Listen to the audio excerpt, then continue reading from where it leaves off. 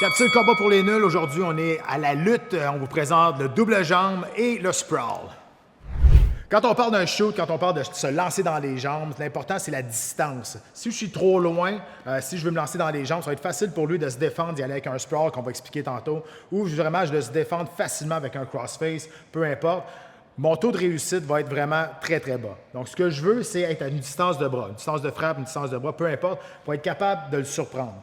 Donc, premier coup, je vais vous le montrer d'une façon très instructive, d'une façon vraiment 101. Et après ça, on va être capable de le modifier pour que ça aille plus vrai dans la situation, une vraie situation. Donc, je descends mon centre de gravité, je m'assure que mon épaule arrive directement dans le nombril pour qu'il puisse pencher un peu vers moi, me faciliter la tâche pour le lever. Donc, descends, pousse mon genou le plus loin possible pour être capable que ça fasse un impact pour qu'il s'en vienne sur moi. Deux jambes, rentre mes hanches vers l'avant, hop, je le décolle juste un petit peu, tourne les jambes, pousse avec ma tête. On pousse toujours avec la tête. Hop! Et je vais aller chercher position dominante par la suite. Si je suis trop loin, ou lui il réussit à voir ce que je vais faire, c'est qu'il va faire un sprawl. Un sprawl, c'est envoyer les jambes complètement vers l'arrière.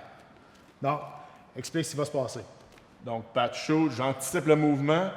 Mon chest, bien avant ça, je vais le faire plus réaliste après, vient s'accoter ici sur lui et j'envoie complètement mes jambes à l'arrière. Comme j'explique souvent à mes élèves, c'est comme essayer de surfer sur une vague.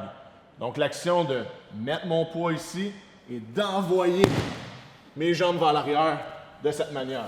C'est un mouvement dans lequel on doit s'abandonner à 100%. Donc, Pat est un peu loin, il shoot, je l'anticipe. Hop! J'envoie vraiment toutes mes jambes loin. Hop, ici, en plus d'avoir évité son amener au sol, je me ramasse dans une bonne position par la suite. Donc, si je fais une vraie rentrée, vous allez voir comment que ça peut être. C'est très efficace, mais c'est un mouvement qui se fait avec beaucoup d'explosion. Tu ne peux pas faire un sprawl à 50%. Donc, je rentre à l'intérieur. Ça va me donner... je vais y passer 2 fois avant de rentrer le prochain. Tout à fait. Surfer sur pas de côté. Surfer sur pas de côté. Mais attention! Il y a une twist! Twist! S'il réussit à faire un bon sprawl, il y a toujours une façon d'être capable d'aller chercher le double jambe. On appelle ça turn the corner, tourner le coin.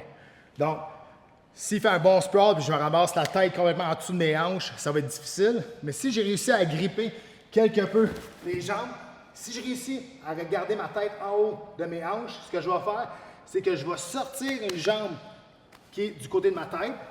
Hop, et là, je vais tourner sur mon genou et pousser avec ma tête. Donc, on appelle ça turn the corner. Donc, tourner le coin. Évidemment, s'il fait un excellent sprawl, je me ramasse la tête en dessous de mes hanches, je suis fait.